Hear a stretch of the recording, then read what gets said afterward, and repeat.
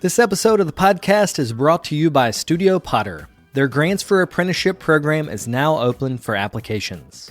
The program offers 5 $10,000 grants to support year-long apprenticeships in studio pottery for emerging artists who want to become full-time studio potters and mentor potters who wish to take on apprentices. Apprentices and mentors apply jointly, so arrangements for the apprenticeship should be in place at the time of the application. Studio Potter encourages applicants from all races, genders, identities, ethnicities, and religions to apply. Applicants are due June the 1st, and more information can be found at their website, studiopotter.org/apprenticeship-grants.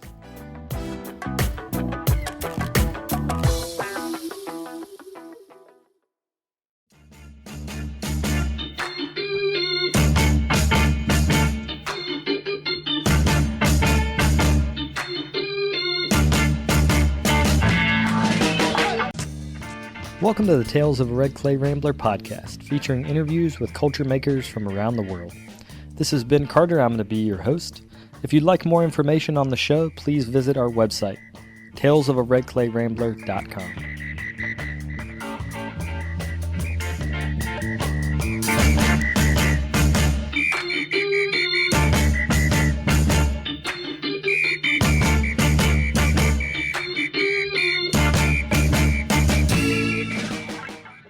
Welcome back to episode 416 of the podcast. Thank you all for tuning in. Today is the start of our 11th season, which is really a miracle. I want to thank all the folks that have been with us for the first 10 seasons, and if you're a new listener, welcome. We're glad to have you be a part of this Red Clay Rambler community. We are going to do a spring fund drive later in the month because I've got some special 10-year anniversary merch coming up, including an amazing illustrated poster by artist Mark Gerard, and tank tops, t-shirts, enamel pins. We got a little bit of everything to celebrate our 10th year.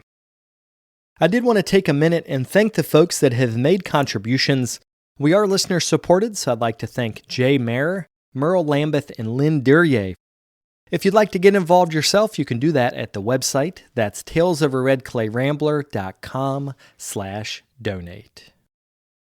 Today on the show, I talk with Mark Warren. He's one of the co-founders of Haand, which is spelled Haand, which is a porcelain tableware manufacturer in Burlington, North Carolina. In our interview, we talk about his path from the studio to the factory, as well as the importance of paying a living wage. If you'd like to find out more or see some of the objects that they make, you can go to haand.us. That's HAAND.us. Without further ado, we'll get to the interview.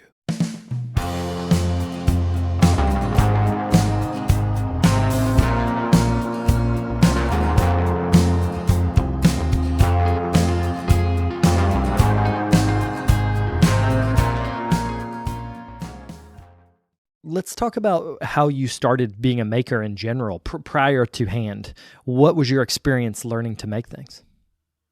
I grew up in Florida. I grew up in North Florida, outside of Jacksonville, in an area called Ponte Vedra. That's like, there's a lot of golf. It's where TPC is, and it's right on the ocean. It's kind of right outside of the city of Jacksonville, Florida, and just kind of grew up always sort of doing stuff, and always was losing my dad's tools and that kind of stuff. So it's always just kind of been a compulsion kind of thing. And my sort of earliest sort of experience of that stuff is with model making, like model trains and tabletop, strategy games and that kind of stuff. So that was like, Florida's not a paragon of, or a super culturally rich area, particularly North Florida. I'm sorry to point that out to anybody who feels differently. Happy to discuss it, but it's so I didn't get a lot of exposure to that stuff, and my parents are great, but that's not their vibe. And so that was kind of, what I did. And I didn't really know about pottery or craft or anything like that, aside from seeing people who were good at making things, like people who are good at building cabinets and that kind of stuff. And it always kind of fascinated me how someone could be good at something. So it's always been I realized later that's probably the definition of craft, is being good at doing something. So with your hands. So I was in college, I studied printmaking. So it was kind of my first sort of, really like serious kind of art making endeavor, and majored in printmaking and religious studies, kind of a double major. So I was kind of always interested in philosophy. I'm not super religious, personally grew up Catholic, and was always trying to get out of going to church. And so that was kind of my background. So sort of that sort of combination of the printmaking, attention to detail, and then the sort of philosophical sort of framework at looking at, the world, through religious studies was two things I definitely carry through. I don't do any printmaking now, and I don't do any religious studying currently, but that's kind of where I was. And after I went to college, I was always kind of noodling around with building synthesizers and amplifiers and guitars and that kind of stuff. And so I had some friends. We were doing going on tour, making music, and not being super successful at it. And despite other people in the band being very good at music, not myself. After that, I was kind of like, oh, I can keep doing this. I was super ill just from being on tour and sleeping on couches and not eating well and all that stuff. And a friend of mine who had kind of mentored me through high school, she was a printmaking professor at University of North Florida, which is in Jacksonville. And she kind of told me about this place called Penland, where I was able to sort of apply for a 2-month sort of scholarship there, and did a woodworking program. I was kind of more interested in woodworking sort of throughout my life. And so that was what I did and really liked it there. And then there's a 2-year program at Penland called the Core Program, where you work for the school in exchange for room and board, and you get to take classes for 2 years. And so after I was done with my sort of my woodworking class, I was like, well, I should apply for this. And I did it. And I was really fortunate to get it. And so I was there for 2 years. And that was really the first time I ever did ceramics, was sort of with Tom Splath, who's a slipcaster and is looms large in the ceramic studio world. And so I was really fortunate to work with him. And after I was a core student for there, I helped him on a couple of projects and helped clean up their yard of, stuff too while I was up there. And so I got a great kind of exposure to him and how he approaches things, and it really influenced the ceramics that we do now as a company. It's all slipcast, porcelain, pretty similar process, pretty similar clay body, and that kind of thing. Let's back up and talk about touring, because when you're a touring musician, I feel like this is a good lesson in small business management, because it can go well, but it can also go horribly. Oh, yeah. So can you talk about first what the music was that you guys were playing, and then what you learned from that era of traveling around? It was 2008, 2007. Grizzly Bear was really popular at the time. Animal Collective was really popular at the time. So it was kind of this electronic folk hybrid kind of thing. And so we were doing that, and it was a lot of tape loops, and thought we were very progressive and very interesting musicians. Probably sounded terrible because our sound quality was so bad, but yeah, I mean, it's a group of people, a bunch of personalities, sitting in a station wagon, not eating good food and not becoming less and less polite as the time goes on. But I, still love all those the guys I was touring with. But it was, you have to it was you're doing an art form that you really enjoy and you really feel something for, and then you're kind of like, oh, it's kind of weird to ask someone to pay me to do this. And then by the end of the tour, you're like, I really need to get paid for this because I do not have any money. And it makes it very stark and very clear, how that works. And it's not making the music. We weren't changing the music we were doing. People weren't paying us very much, but it's kind of one of those things. Was kind of it's an exchange, and it was a really, really good lesson in how that economics at a very small scale work, and conflict resolution at a very small scale works on an hourly level. And also depending on other people and trusting their instincts as well as your own, because you're performing and you can flop on stage, like you cannot connect with the audience. Yeah. So I think there's something about that trust in later, now that you've built a company with a business partner and you guys have employees, I'm sure that there's some relation to like, hey, we got to make this work. Yeah. There's something with, too, where when you're doing music and you're improvising or you're collaborating on making these things together, like a lot of it is you're relying on your drummer to know how to drum, and and you're not doing his job and he's not doing your job.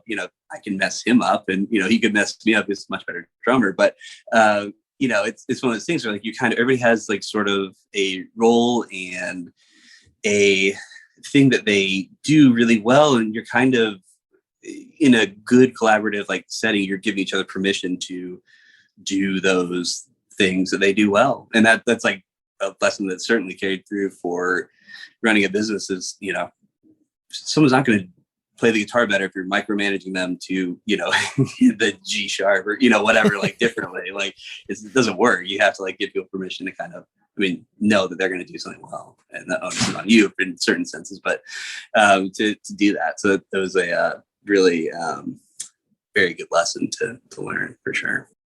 So when you're in Pinland and you're working with Tom and seeing the other ways that people make a living, he in some ways is a little bit of an outlier for the Pinland area. A lot of people are not necessarily slip casting and they're firing in other ways.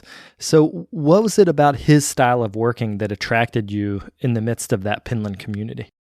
Yeah, it's definitely not the norm. I think that he and I kind of connected in a certain way where wherever we go, don't feel like the normal person there, and he's very comfortable being that, and I'm very comfortable being that, and it's a nice thing, and it's I think he's just kind of enjoys being on the outside, kind of looking at all these things, and he was never the thing I realized was never through a lack of knowledge of those other processes or anything like that. It was just he found the thing that he wanted to do, and he was going to do that specific thing. And now he doesn't even make ceramics; he's just doing painting and T-shirts and stuff. And it's really cool to see him develop that way.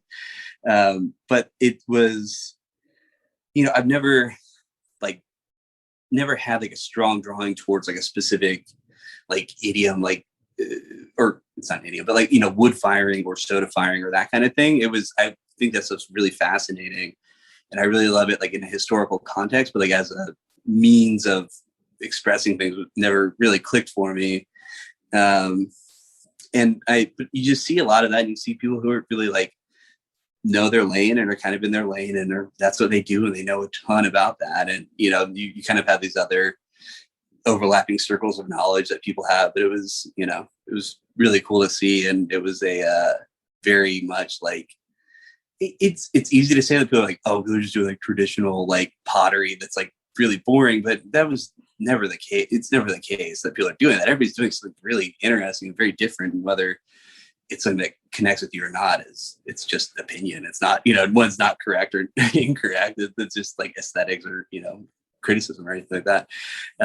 So it was cool. There's people that are doing some more kind of, I haven't been in the area in a while because of the pandemic and having a baby. It's kind of like I haven't done much traveling, but I think there's a lot more sort of embracing of not slip casting as contemporary, but like more industrial kind of methods like out there too. So it's it was really fascinating to see, and people making money out of whatever scale they kind of want to do. It's definitely, it's always a struggle anywhere unless you're managing someone else's money, kind of. It's kind of what I'm gathering.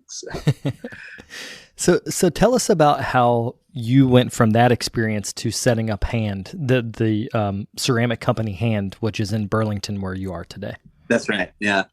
So when I was at Penland, what I was kind of primarily really thought I was going to be doing a lot of was building these sort of large scale drawing machines that were powered by the wind to kind of create this like generative kind of art sort of thing. I was really interested to continue to be sort of interested in that systematic like approach to art. But those no one's buying those drawings, not for lack of trying to sell them. And I did some ceramic, like porcelain cups and bowls and things, and people started buying those. And I was able to kind of really, in my mind, kind of see that a lot of what I was trying to do with those drawing machines, I was able to do with the production ceramics. So that was kind of towards the end of my time at Penland there. And so I was able to get a like studio space from a friend who like had was renting it. So I was able to kind of like move into the corner and started making stuff there. And a friend of mine from high school, Chris, who I'd started a Haand with, came up to visit me, and he's really, I would say, much more of a potter, much more interested in pottery than I am. But at the time, he was being a CPA in Jacksonville and was ready to fake his own death and leave the country or big a life change. And he just kind of saw what I was doing, and he we were just kind of talking about scaling and probably drinking a little bit too much. And we could probably just do this. Like, let's just try it. And he was ready to do it. And so about a couple months later, I moved to Durham to another house that was like $60 a month to rent. It's kind of a through line is you can live in some very, very almost condemned places for very cheap. I would never suggest anyone do it, but it is an option. And so that we both moved into this house and kind of just started kind of working on it. And we're, within a couple months, we went to Dwell on Design, which is in LA, and it's like sort of a Dwell magazine, kind of just like a trade show hybrid, visitor kind of thing. And we did that, and we're kind of off to the races after that, and haven't really looked back. And that was 10 years ago in the summer, so it's pretty wild that it's been doing any one thing for that long. You mentioned the word scaling, which is a term that a lot of potters don't necessarily think about. But can you talk about, from a business perspective, how you upscale production so that it's profitable? Because there is a breaking point where it's not profitable if it's not big enough. So can you talk about that principle? Yeah, absolutely. There's a sort of, and it's a pretty basic, sort of business kind of thing. Is like it costs a certain amount of money to run a business every month. And within that sort of bucket, you have your rent, your materials, your employees' wages, all that kind of stuff. So like you have to sell a certain number of pieces to hit that number and not lose money, which is not always easy. It doesn't happen every month, but it's, in aggregate, it kind of, you're trying to do that every month. And if you're a good business person, you make a little extra every month. That's called profit. That's like kind of the way you do it. And with slip casting, which is the process we use, it is a very scalable sort of process because a mold can make multiple pieces that are, our process is a little bit more kind of invites that sort of chaotic element of like the hand interaction, but it's you can make a caster here can make about 50 pieces a day. So, that's kind of like, you can make those, clean them up, they're ready to be bisqued at the end of the day. So every time we add a caster, we're adding 50 more pieces to the, to the system. And at the end of the system, our kilns, can only process so many pieces in a week. So that's kind of the other sort of end of it is, you have to kind of tailor everything to what you can kind of output. But ideally, you're able to sell everything that you make. Rarely is that the case, but it's the goal. And so that's kind of the very, like, everybody's kind of doing that in a certain sense, but it's also when you get to a scale where kind of like making 50 of the wrong thing is a problem as opposed to like 2 of the wrong thing, kind of deal. So, yeah. No, that's a good point. You have to get through the design stage and trust in the design to be able to then put it into production. So let's back up and talk about the design stage. How do you get to where you want to put a form completely in production? It's somewhere between like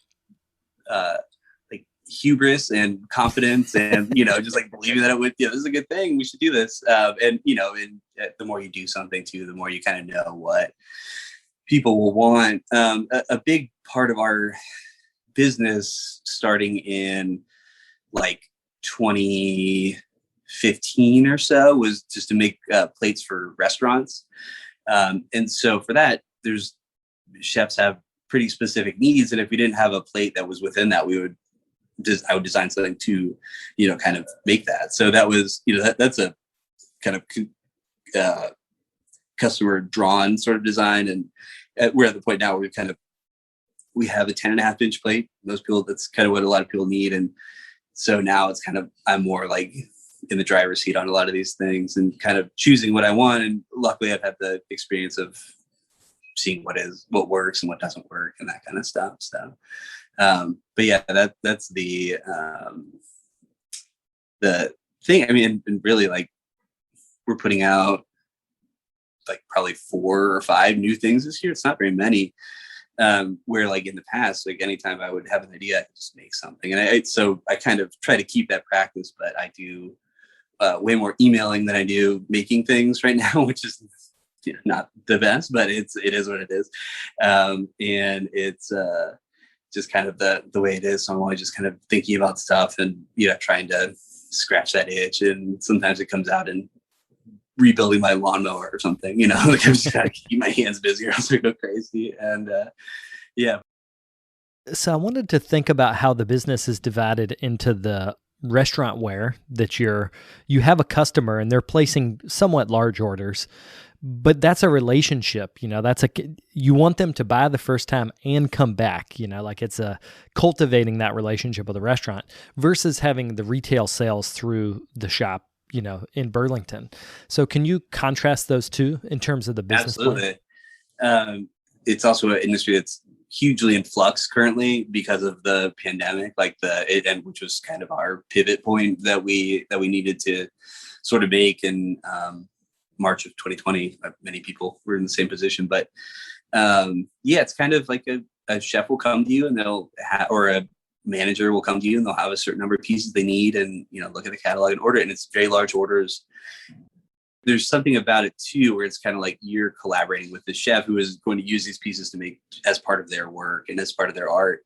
And that's the really exciting part. The less exciting part is like when a restaurant buys stuff and they're like, hey, these aren't like the, China plates we buy from, a distributor. Like there's handmade, they're a little bit different, that kind of thing. And they're like, they didn't buy the plate. They come into the restaurant. They're like, I'm used to this. This is new. It's a little bit like any industry. It's like a little bit reluctant to to branch out. Understandably, it's very tight margins they're having to work with, and it's very long hours, and it's hard to do.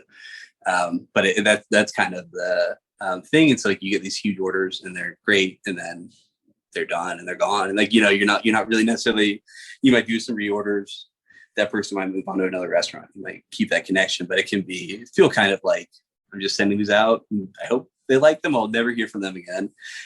With the direct to consumer business that we're sort of doing on our website now is much more back and forth, and people write reviews, people write us emails, people, talk to us when they're happy, when they're not happy, they don't hesitate to let us know. And it's been really, I really enjoy that. Like a little bit more, it's kind of, you're going to someone's home, you're part of their everyday life, like the super normal times, like all the times that you, spend time around the table, or, when you're, I don't know, I just imagine like The Godfather, they're like throwing plates at each other. I'm like, oh, that'd be cool. That kind of thing. But, don't want anybody. That's a bad scene to promote. But, that kind of thing where you're just kind of part of it. So it's cool. And it's been a much different business for us to kind of get into. I mean, my business partner and I were kind of like, we shut everything down in March, and we're just kind of sitting,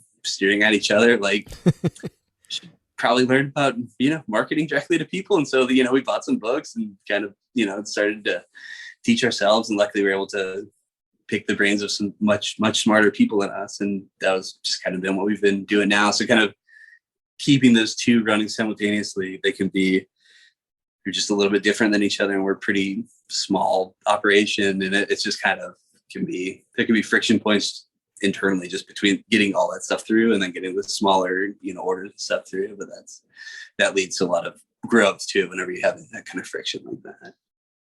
Yeah, I think with people that have a factory style way of working, the pandemic, I'm sure, was hard because you could build up stock and kind of bet on the future, like, hey, if we make this, it'll sell eventually. But the bills don't stop. So it's not like Yeah. you don't get like a leeway.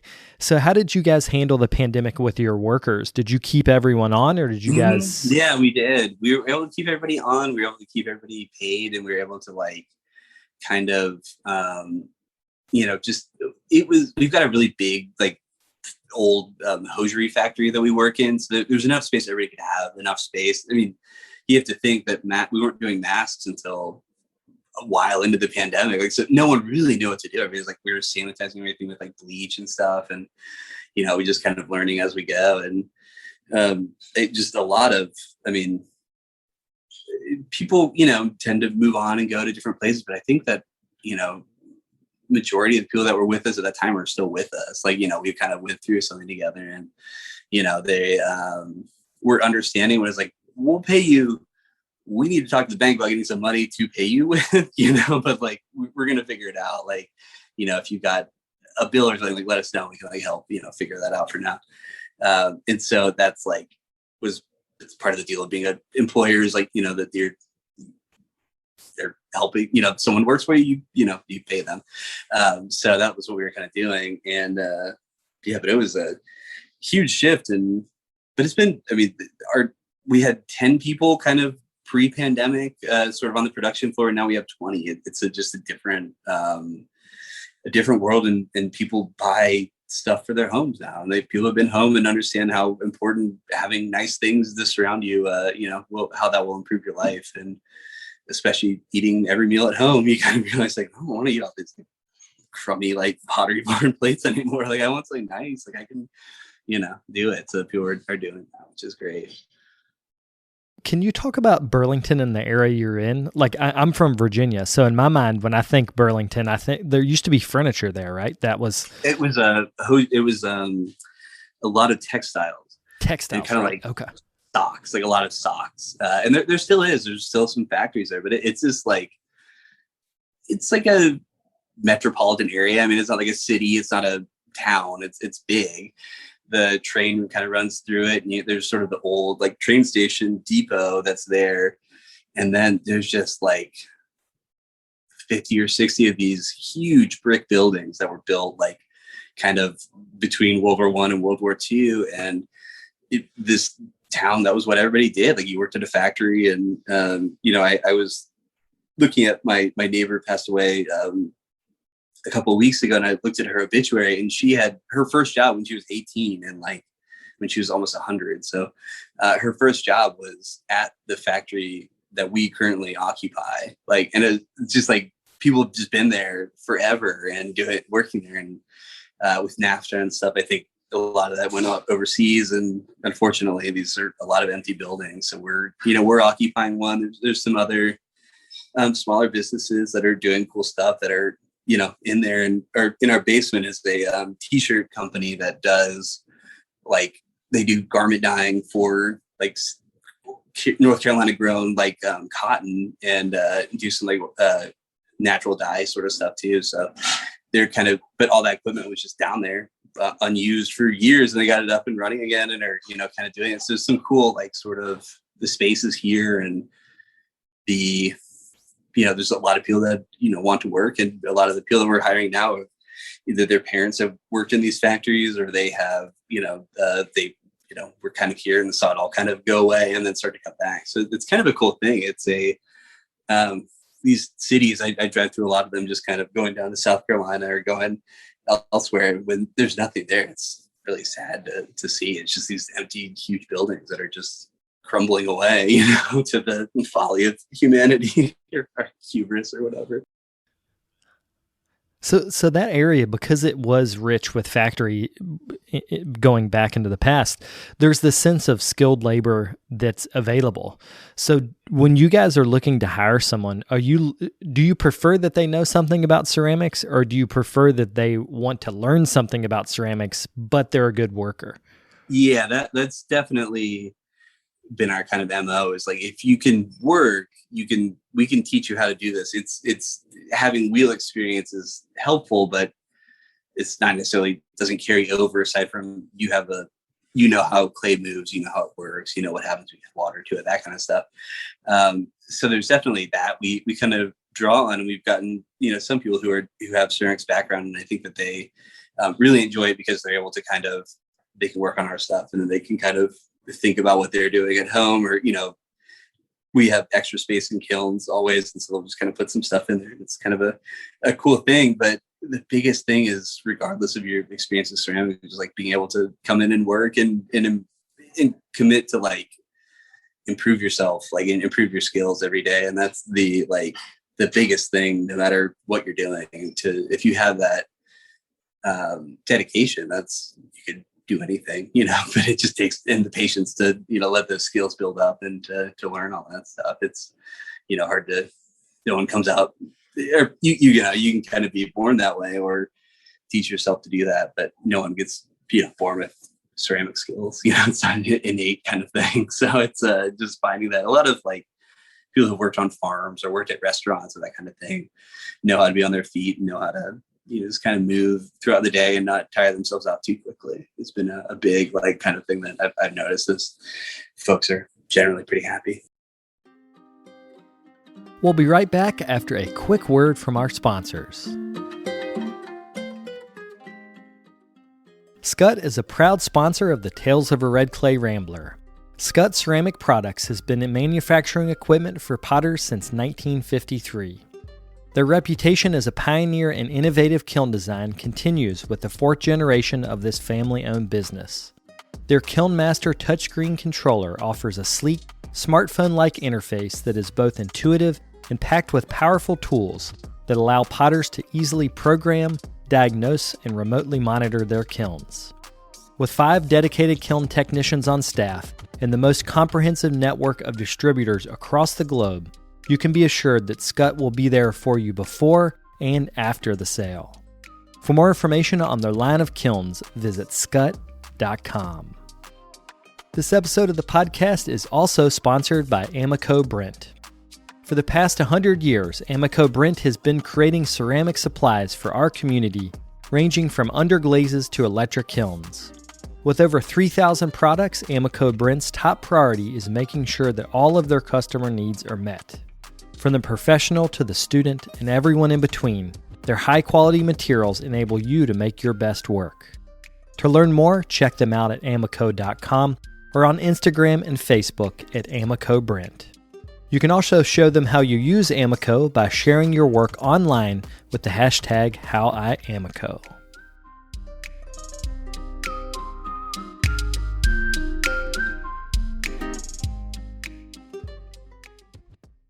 Do you mind if I ask you questions about wages, like how much you're paying them? Yeah, sure.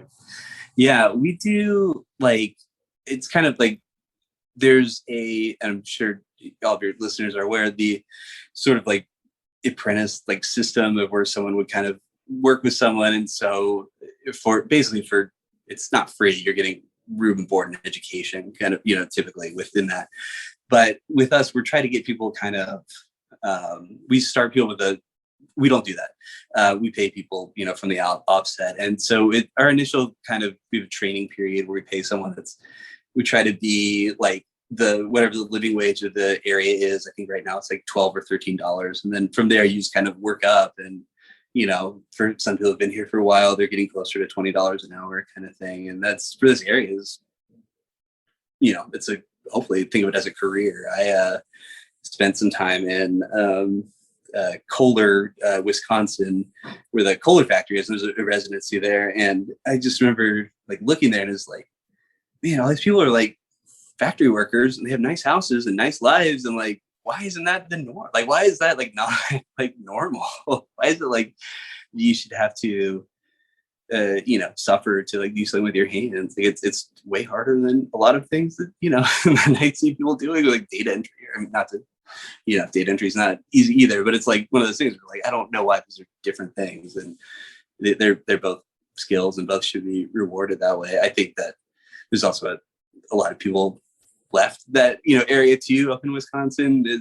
Like there's a real drain on that because those factories I think are expensive to run. But, it's kind of like, it's a good example of, it's a skill and hopefully a career for people. And I think that, we've had some people here we're in our first kind of batch of hiring folks, and that was almost, 8-9 years ago, and they're still with us, and I imagine they'll continue to be. So it's or I hope they will.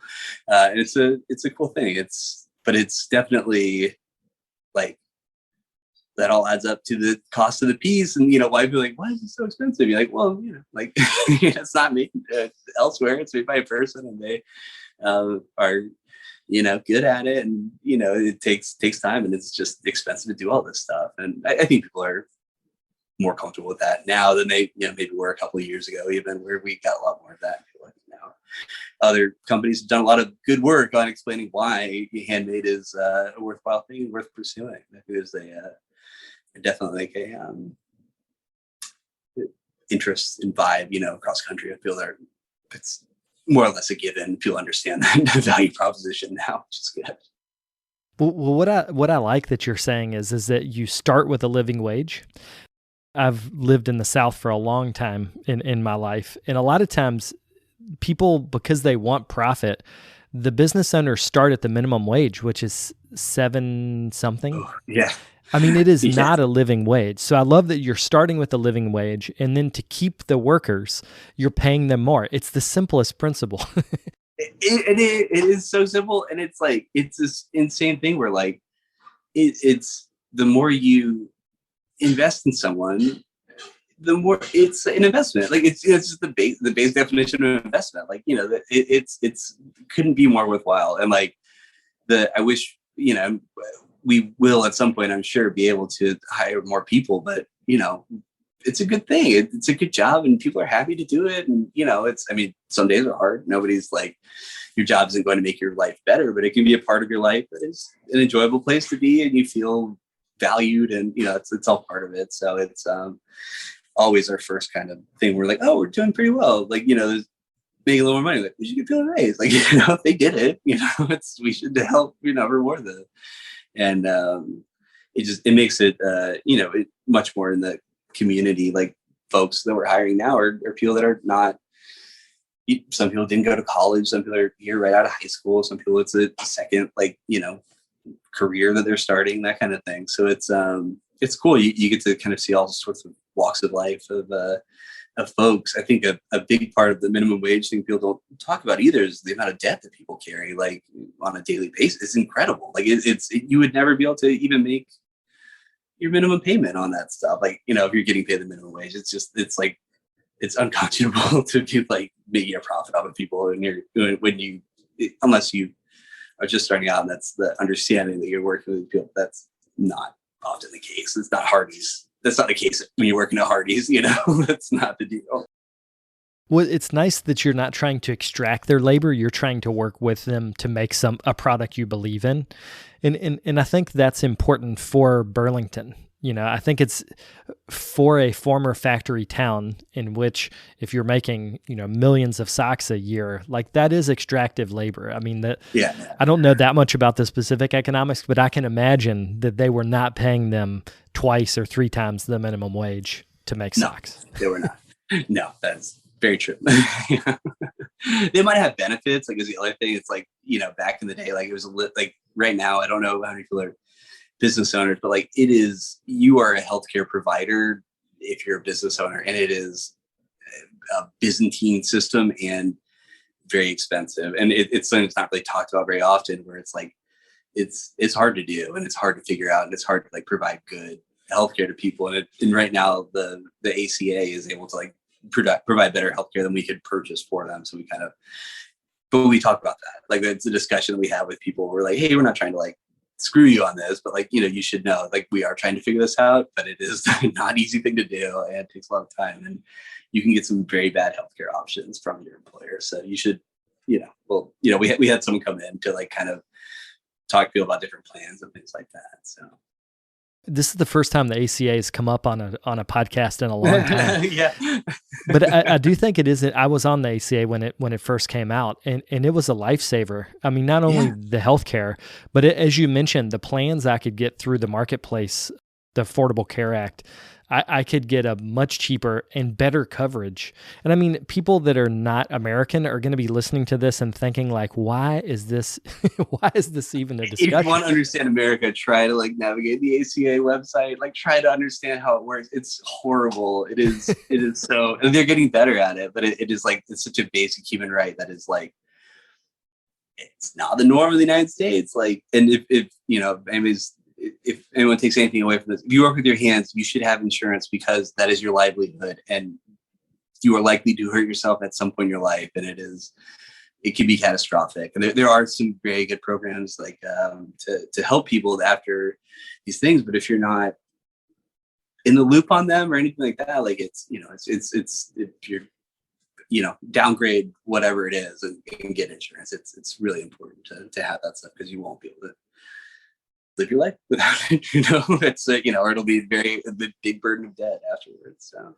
Yeah. And I want to take a minute and plug, there's another podcast called Wellness for Makers, and they actually have a website as well. And they go over ergonomics, like how do you actually work?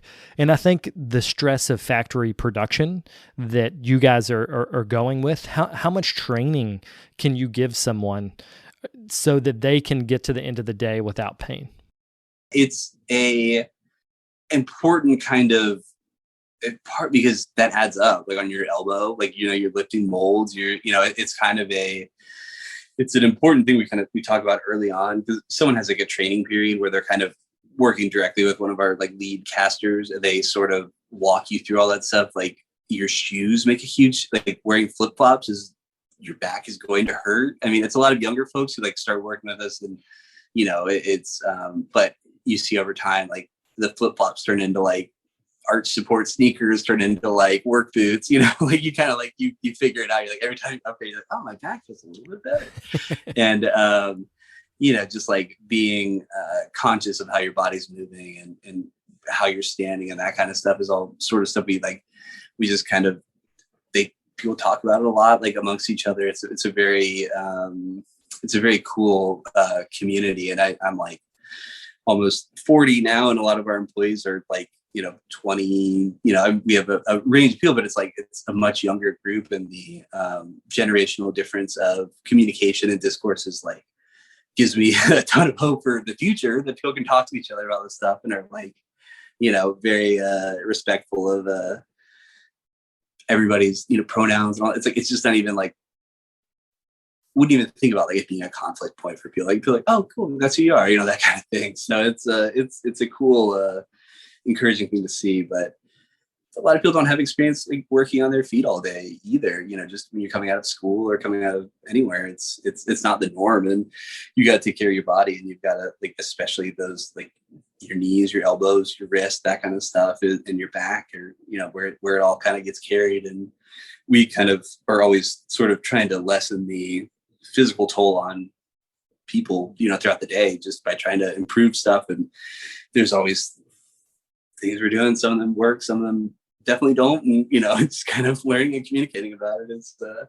It's a big part of owning a business, because like the more comfortably someone can make something, the better the end object is going to be. There's going to be more care, there's going to be more love and attention put into it. That's like, it's an investment that's worth doing. And it's whether you get like 42 pieces or 58 pieces, it doesn't, end of the day, like it smooths over time. It's not that big of a deal, but like it's that they're successful, good pieces that you're learning while you're doing it. It's the important thing. You're not going to do that if you're in pain. So, yeah. I was recently listening to a interview on NPR with a UPS driver, and this woman had been a UPS driver for 30 years.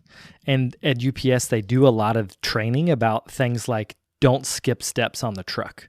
because the simple thing of skipping a step, you think, oh, I'm going to go faster, but it actually has more toll on your knees, which then has more toll on your back. Like something as simple as when you're getting in a truck, don't skip the steps.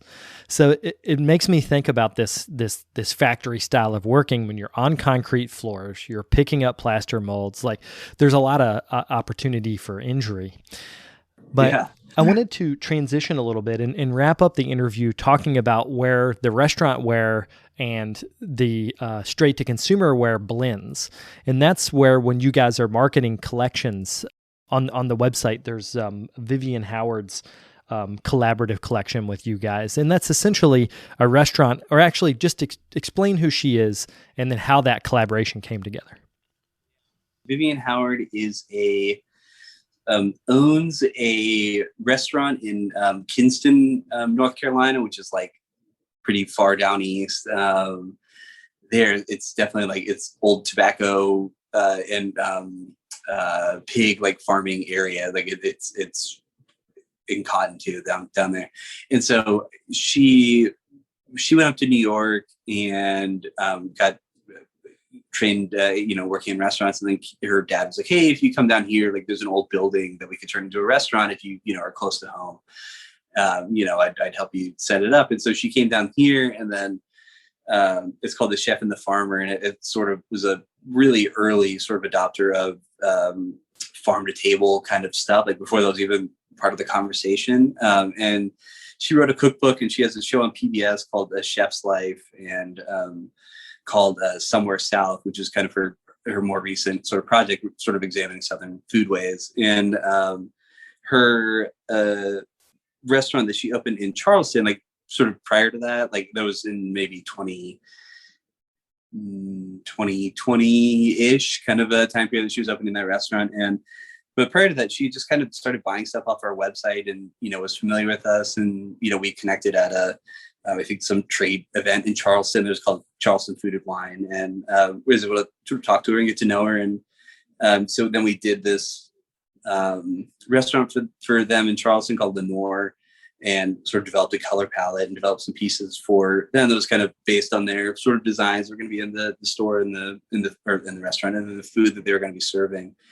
And so we were able to kind of do that. And it was just, we worked well together and enjoyed each other's company. And so we were able to kind of, develop it into this. And she kind of has a really, in addition to being a chef, has a very like strong curatorial eye. And so she was kind of went through our catalog, went through stuff that we had kind of developed for restaurants, or like even developed a couple of new kind of colors and stuff for her. And so she was kind of able to sort of work with that and then create these sort of, I would say they're like narrative based kind of like sets of things, like a dinner party set, like a survey, like a breakfast set, that kind of thing. And, able to kind of tell a story with the plates and with words and stuff on the website. And so that's been a really cool thing.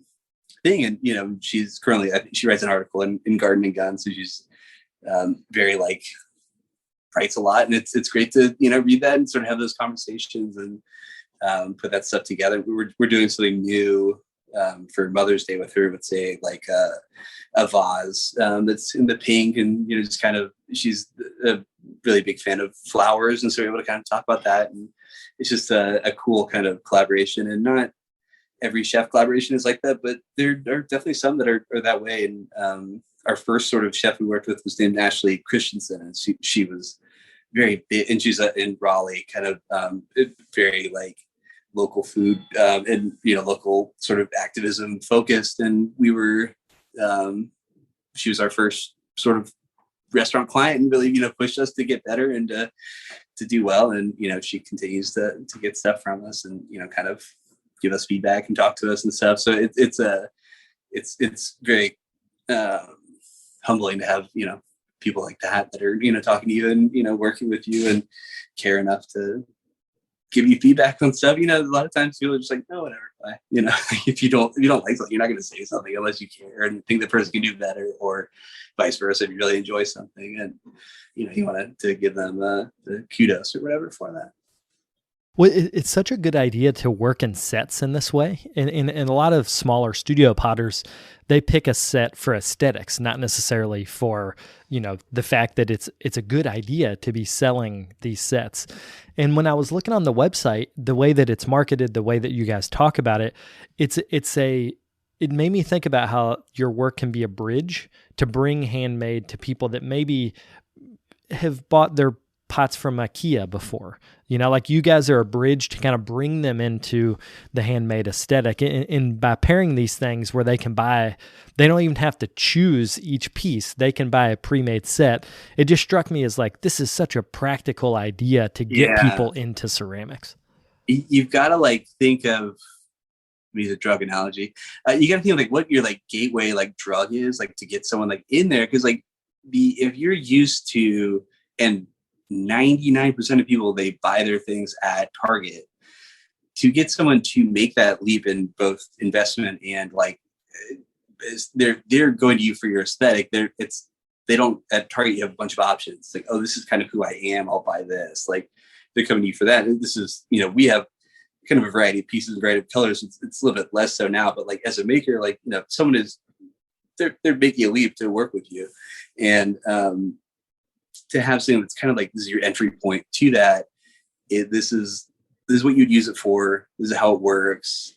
It's a really good gateway kind of into what you're trying to do and that kind of stuff. It's it's thinking about that and curating it. And I think people appreciate that too, because it's, buying something, it can be hard. You're I don't know, did I buy 8 plates? What did you buy? I mean, especially if you're a maker, I wouldn't necessarily buy plates. I would probably make them. But when we talk to a lot of people and they're just kind of understand what they think about when they're thinking about buying some new things. And I think it's true probably for anybody who's got something to sell. You have to think about where that customer is coming from, what they need, and filling those needs. And then also saying what it is that you need to say. And, and I think with handmade stuff, I have a design aesthetic, for sure. And I think people come to us for that kind of hand feel, how it feels in your hand, and the, color choices and organic shapes and stuff. But it's also that's sort of the handmade thing is it's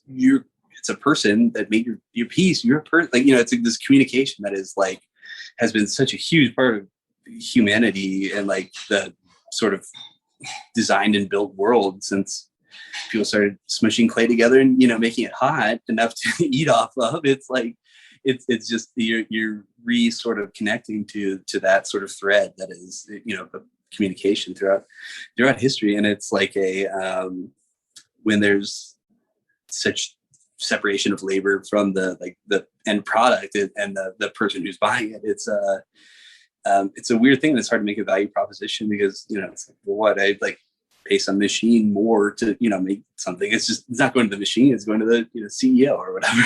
So it's a weird space. And I think this year I've really kind of realized that we have a little bit of a platform to be talking about, and that's a lot of what we're sort of focusing on, is sort of talking about that sort of how a handmade object does carry some soul or animism or whatever it is you want to call it, or coming through it, and making sure that we maintain that and share that and talk about it. I think carries through to you don't see that in a plate that you're going to get at Target. It's just not there, and it's okay. Sometimes you need a cheap plate, and that's fine. But there's the conversation, I think, is it's just that the value proposition makes a lot more sense to people, and the value of people and how hard it is to really do anything in life, and including doing things. So trying to sort of honor that more. Well, to wrap up, can you plug the website or social media so people could see the work and buy stuff? Yeah, we have a website. It's Haand with 2 A's .us. So it's HAAND.us. And our social media is @handmade, and Haand is spelled with 2 A's. And that's our name too, in case you're wondering. When I go back and forth saying hand and I don't know how to differentiate between the two. Well, man, it was good to meet you, and thanks for doing this. I appreciate it. Yeah, man, thank you.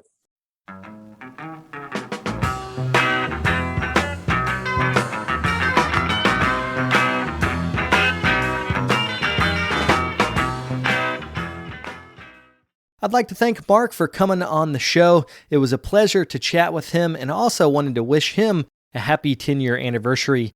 There's actually a ton of 10-year anniversaries along with my show. We're going to have another interview with Kat and Roger later in the month.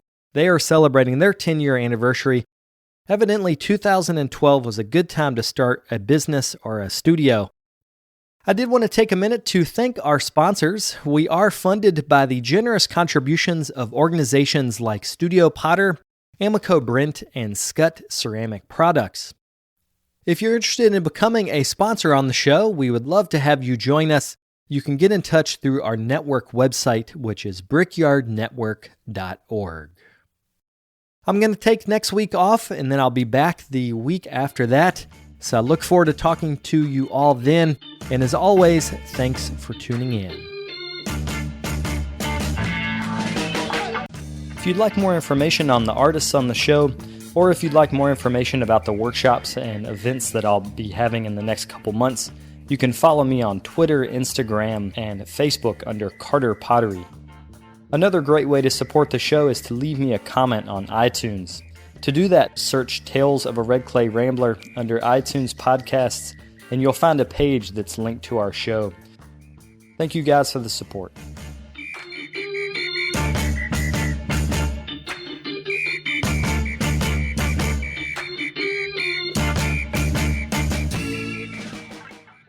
We respectfully acknowledge and honor all Indigenous communities whose lands we reside on in the United States, and recognize that we are uninvited guests on the occupied, unceded, and ancestral lands of over 500 nations indigenous to North America.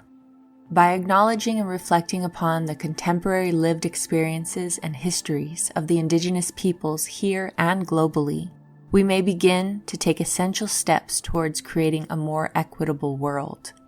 Learn more through the hashtag Honor Native Land initiative of the U.S. Department of Arts and Culture, and consider contributing to Indigenous-led organizations doing important work to further health and wellness, sovereignty, and self-determination of the first people of the lands you reside.